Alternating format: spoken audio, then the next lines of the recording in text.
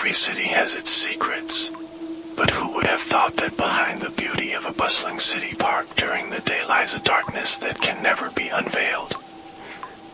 The leaves gently swaying in the evening breeze conceal terrifying tales, the whispers of forgotten spirits, and the traces of a haunting ghost waiting for its next victim. Here, among the seemingly ordinary trees, lies a creature beyond our imagination. Tonight, this story will be revealed, but only for those brave enough to challenge boundless horrors.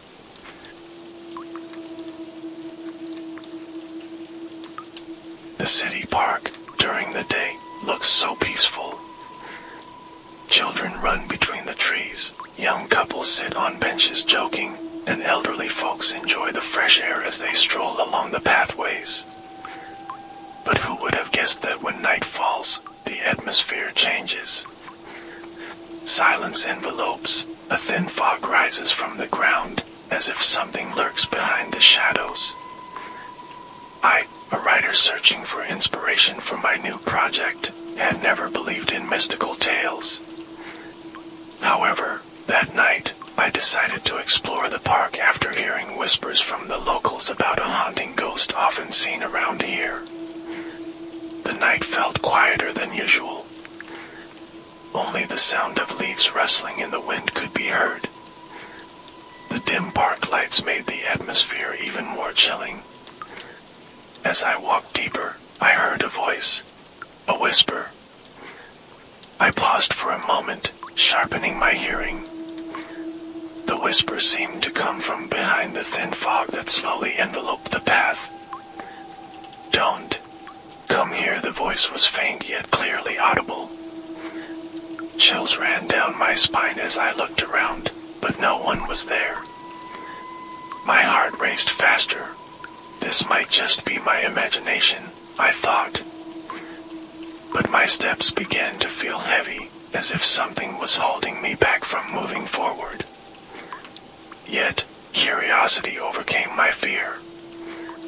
I stepped further into the park, following the increasingly dark path.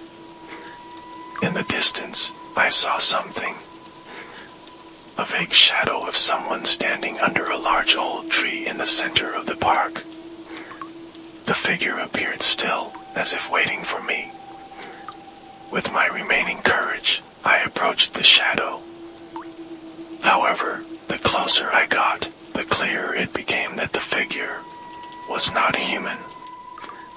Its body looked hazy, almost transparent, with a face that appeared to be just a dark silhouette.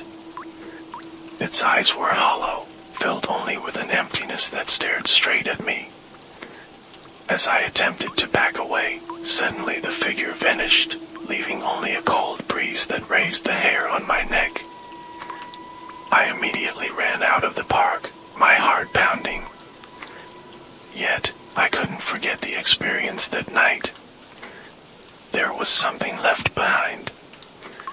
Not just fear, but an urge to return, to delve deeper into the mysteries of the city park that had never seemed the same since that night.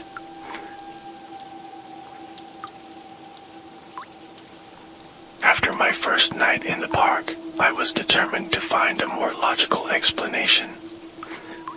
I was sure that what I had seen was just my imagination, perhaps the effects of fatigue or the creepy dark atmosphere.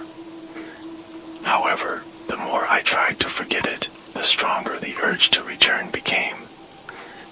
There was something in that park that remained unfinished, something that drew me like a magnet. The next day, I decided to talk to the locals. I visited a small coffee shop near the park, where people usually gathered. I thought there might be old stories about the park that I hadn't heard. However, when I asked about the park at night, their reactions were shocking. "Is anyone still brave enough to go to that park at night?" an old man asked in a serious tone. His face suddenly turned grim. I nodded. "I was just there last night." "Why?" The man stared at me with sharp eyes, as if I had just made the dumbest decision of my life. You're lucky to still be alive, son. Many have gone there but never returned. My heartbeat began to race. What do you mean? I asked in a half-whisper, both curious and scared. He recounted several mysterious incidents that had occurred in the park years ago. People who walked alone at night were often found dead with terrified expressions on their faces. But the most chilling tale was about a young woman named Ronnie. According to the man, Ronnie was often seen sitting alone on a bench in the park, staring at a large tree in the center of the park, the very spot where I had seen the shadow last night. Since Ronnie's death, the park has never been the same. It is said that her spirit never found peace and still wanders, looking for those who come there after dark, the man continued. I didn't know what to say. This story seemed too exaggerated to believe, but honestly, part of me was beginning to accept it. The events of that night started to make sense within the framework of this narrative: whispers, shadows, and the sudden chill in the air. The following night, I returned to the park. This time, I brought a flashlight and tried to be more cautious.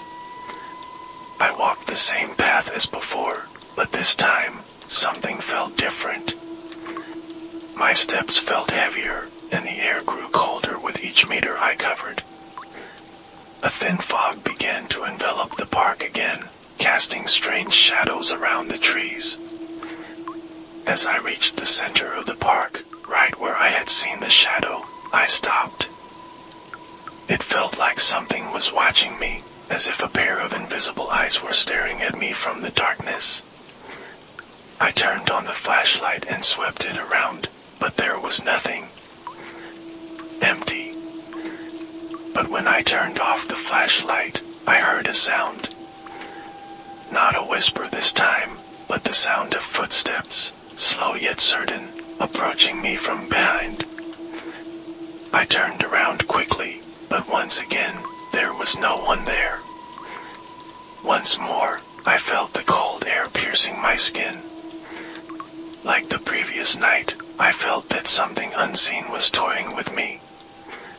I decided not to stay any longer in that park and quickly walked back to the exit. But as I hurried, the footsteps returned, this time faster and closer. I started to run, and the sound grew nearer, louder. When I finally exited the park, the sound suddenly stopped. I gasped for breath, standing under the bright street light, my heart racing uncontrollably. There were no signs of anything chasing me, but the feeling of dread still hung in the air.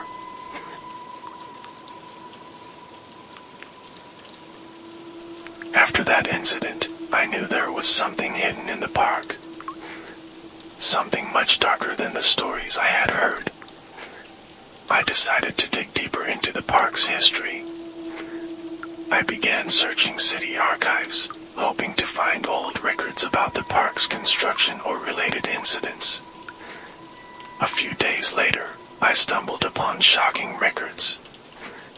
It turned out that the large tree in the center of the park, which was the focus of all the strange phenomena, had once been the site of public executions during the colonial era. Those who were sentenced to death were hanged there, and their bodies were left to rot beneath the tree as a warning to the townsfolk. However, the more terrifying aspect was the stories that followed those executions. Some witnesses reported that after the condemned died, they often heard whispers around the tree at night.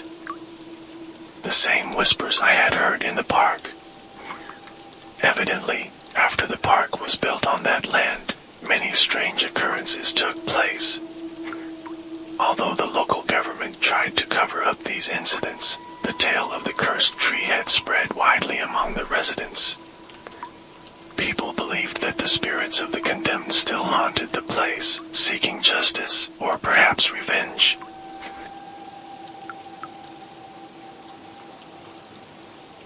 The next night, curiosity led me back to the park. Though fear began to creep into my mind, something compelled me to stay. This mystery, the darkness that loomed over the city park, felt like a call I could not ignore.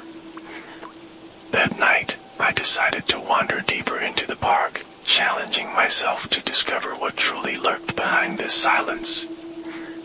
I walked along the same path, with a faint flashlight in my hand. The night sky was filled with a thin fog, casting dark shadows around the trees. The sounds of the night were quieter than usual. Even the wind, which usually rustled the leaves, felt still, as if the air itself had come to a halt. In the distance, I spotted a park bench nestled beneath a large tree. I recognized the bench. This was where, according to the locals' tales, Ronnie was often seen sitting before her mysterious death. Now, the bench was empty, yet it felt like there was an invisible presence lingering nearby. I approached, and as I got closer to the bench, a sudden chill enveloped my body. The nearby park lights flickered, creating strange flashes of light. Suddenly, out of the corner of my eye, I caught a glimpse of a vague figure on the bench, a woman sitting with her back to me, her long hair cascading down, her face hidden. My body froze. I wanted to turn and run, but my legs felt heavy, as if something was holding me back. The figure remained still, yet the oppressive atmosphere grew stronger. My heart pounded loudly, and in the silence, I heard a whisper again. This time, it was closer, softer, but very clear. "Don't leave me." The voice was so mournful. Fear and pity mixed within me, making me wonder if this figure was truly Ronnie. What did she want from me? Slowly, I walked closer. My steps felt heavy, but somehow, I felt compelled to find out what was happening. When I was only a few meters away from the figure, she suddenly stood up. Without revealing her face, she turned and walked toward the large tree, as if disappearing into the fog. I could only stand frozen, my eyes following her until she completely vanished. A feeling of neglect filled me, as if my presence meant nothing to her. However, one thing was clear: this spirit wanted something. And I knew that to uncover the secrets of this park, I had to follow her deeper.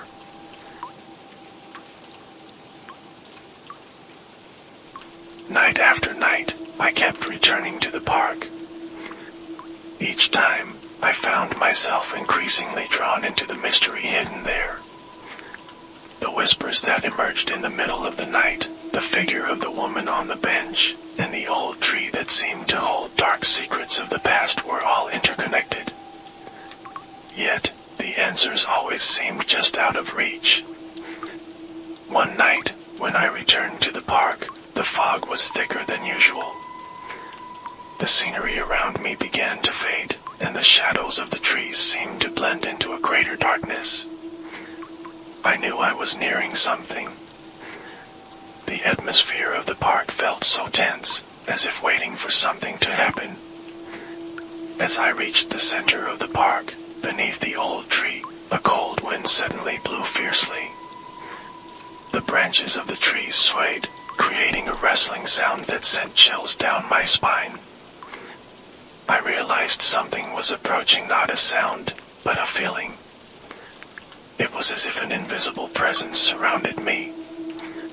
Suddenly, from within the fog, dark shadows emerged. They moved slowly and distinctly, as if dancing among the trees. I tried to see more clearly, but the fog was too thick. As I attempted to get closer, the shadows became clear. They were not human. Instead, they were hovering figures, with bodies that seemed hazy, almost transparent. They moved slowly, circling around me, as if watching me from afar. I felt a chilling breeze penetrate my bones, and my breathing became labored. The figures drew closer, until they were only a few meters away. But just as I was about to back away, one figure suddenly stopped and faced me directly. Its eyes, or what should have been its eyes, were merely two dark holes staring at me without emotion. I couldn't move. In an instant, the shadow lunged toward me. The cold wind whipped across my face, and I fell, crashing to the ground. When I looked up, the figures had vanished instantly, leaving only the fog once more enveloping the park. I gasped for breath, trying to comprehend what had just happened. But one thing was clear: these spirits wanted to show me something. They wanted me to follow the trail they left behind, but for what purpose?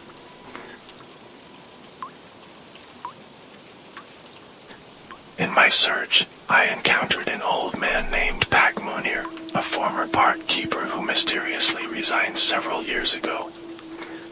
According to rumors, Pak Munir quit after experiencing unexplainable events in the park. I finally managed to find him in a small village on the outskirts of the city. Pak Munir looked uneasy when I mentioned the city park. His wrinkled face, etched with lines of exhaustion, revealed how heavy his experiences had been. He shook his head slowly when I asked if he knew about the haunting figures in the park. "You shouldn't be there," he said, his voice trembling. "They don't want to be disturbed." He began to recount the long nights he spent as the park keeper. From strange sounds coming from behind the bushes to vague figures he saw in the distance. However, the most terrifying incident was the night he found a small child sitting alone beneath the old tree. The child appeared to be an ordinary human, but when Pak Munir approached, the child suddenly vanished before his eyes, leaving behind a soft laughter echoing throughout the park. After that incident, Pak Munir stopped working. He could no longer bear the park that had turned into a terrifying place at night. "I could feel them watching me," he said. "They are everywhere, but not all of them are visible." Pak Munir advised me to stop digging deeper. "The more you get involved, the closer they will come to you," he warned. But I knew I had gone too far to stop. There was something trying to communicate with me. Something that wanted me to know the truth behind all this.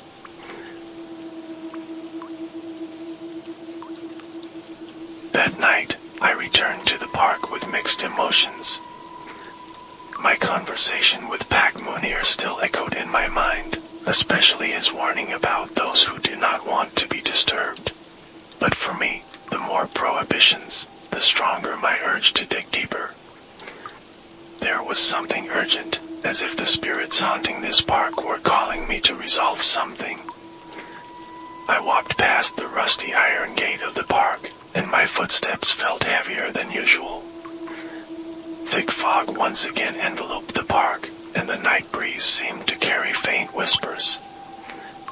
The deeper I ventured into the park, the stranger the atmosphere became. It felt as if the park had a life of its own, hiding horrors behind the beauty it displayed during the day. When I reached the bench where I had previously seen Ronnie's figure, something strange happened. I heard the sound of footsteps, but they weren't mine. The steps echoed from behind, as if someone or something was following me from afar. My heart raced, and I quickly turned around. No one was there. I stopped, trying to listen closely. The sound of the footsteps stopped as soon as mine did. However, when I began to walk again, the steps returned, this time closer, more distinct. I started running.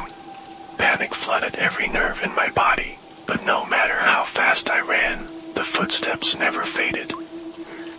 In the fog, faint shadows began to appear around the trees. The dark figures I had seen before began emerging, floating among the trees, watching from a distance. It felt as if they were closing in, surrounding me from all directions.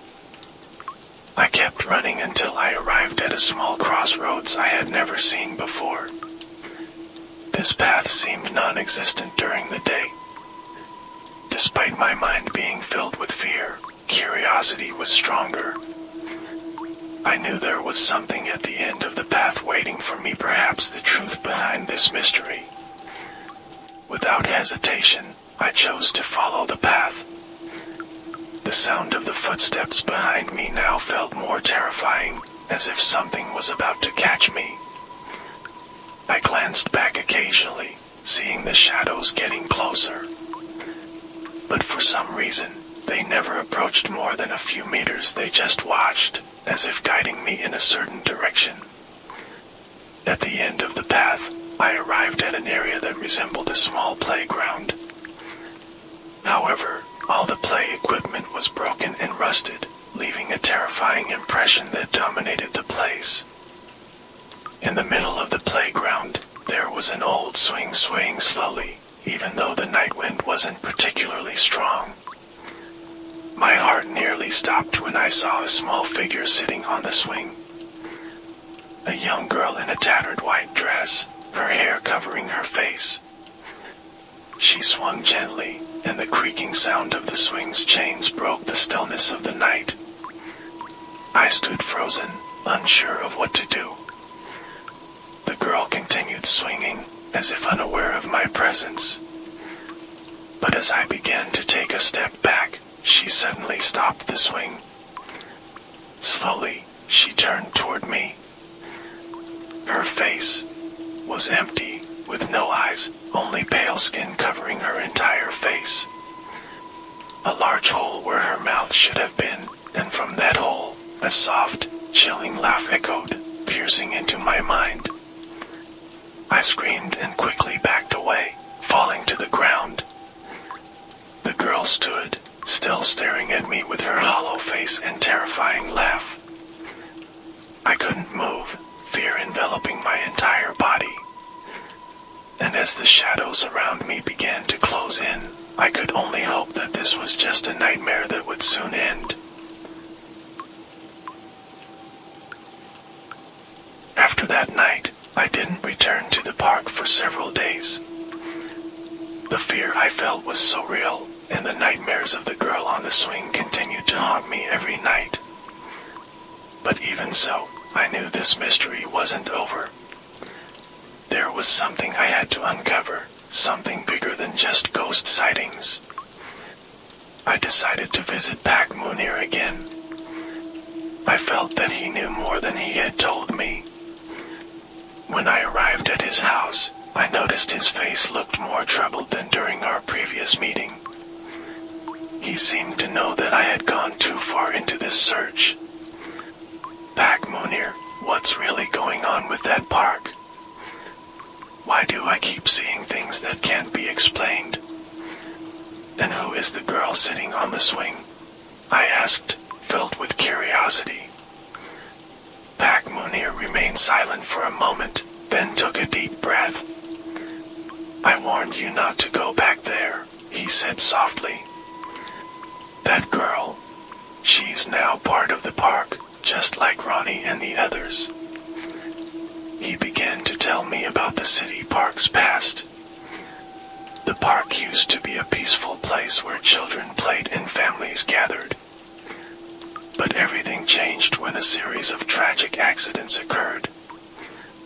Children started disappearing mysteriously, and although the authorities claimed they were simply victims of accidents, many believed something far darker was happening. Something in that park is calling them, Pak Munir continued. An evil force that cannot be explained, haunting the place for a long time.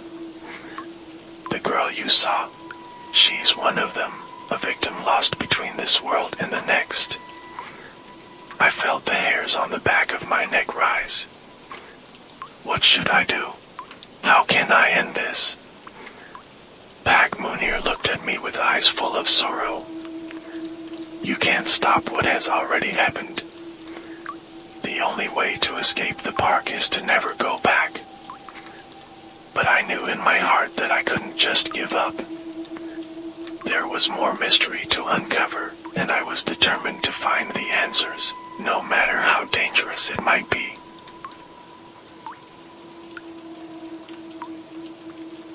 The next night, despite Pac Munir's warning still fresh in my mind, I decided to return to the park. This time, I carried more than just a flashlight. I brought with me a courage that perhaps only someone desperate would possess. I knew the risk I was taking, but the urge to understand what was happening far outweighed my fear. As I entered the park, the atmosphere felt heavier than usual. The thick fog that usually only shrouded the park now seemed like an impenetrable wall isolating this place from the outside world. It felt like stepping into another dimension, where the rules of the real world no longer applied. I headed toward the spot where I had seen the girl on the swing the previous night. The place was now empty, the old swing creaking gently in the soft breeze. But although there was no figure on the swing, the feeling of being watched was overwhelming. I held my breath, trying to listen carefully. Then, the small laugh echoed again. Laughter from the darkness, I thought. It was the same sound that haunted my dreams, a laugh that sounded inhuman. I looked around, searching for the source of the sound, but the fog was too thick to see more than a few meters around me. The laughter grew louder, this time accompanied by strange whispers. The shadows reappeared among the trees, more of them, clearer now. They didn't move, just watched, as if waiting for something. And just as I was about to step back, suddenly, a cold hand touched my shoulder.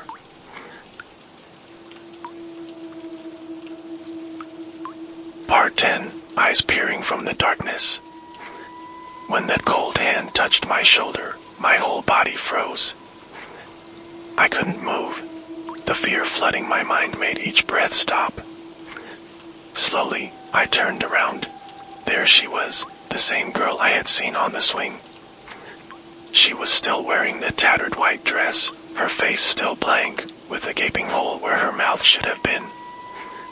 But this time, something was different.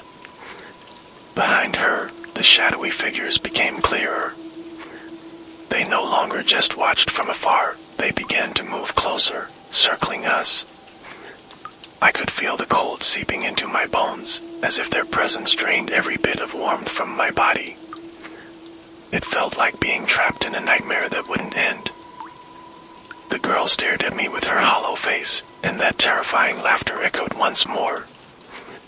But this time, the sound wasn't just coming from her. The laughter echoed throughout the park, as if it came from every shadow that moved around us. I wanted to scream, but my voice was caught in my throat. The girl raised her cold hand, pointing toward a narrow path almost hidden behind thick bushes. My eyes followed the direction of her finger, and despite the fear gripping me, something compelled me to follow it. I knew that if I wanted to end all of this, I had to keep moving forward. With heavy steps, I began walking down the path. The laughter and whispers grew louder behind me, but I no longer dared to look back. The cold and fear took control of every step. When I reached the end of the path, I saw an old building in the middle of the park that I had never noticed before. The building looked like a small pavilion, with cracked walls and a roof on the verge of collapse. In front of it, there was a large wooden door that looked ancient but tightly shut. Even though my heart was pounding, I knew I had to go inside. Something awaited me within, perhaps the answer to all the terror haunting this park. With trembling hands, I grasped the door handle. It creaked as I opened it, revealing a dark, dusty room inside. I stepped in, and as the door closed behind me, the outside world seemed to disappear instantly. The laughter, whispers, and shadows all vanished, replaced by an overwhelming silence. Inside the pavilion, there was only one object that caught my attention, a large mirror covering nearly the entire wall at the end of the room.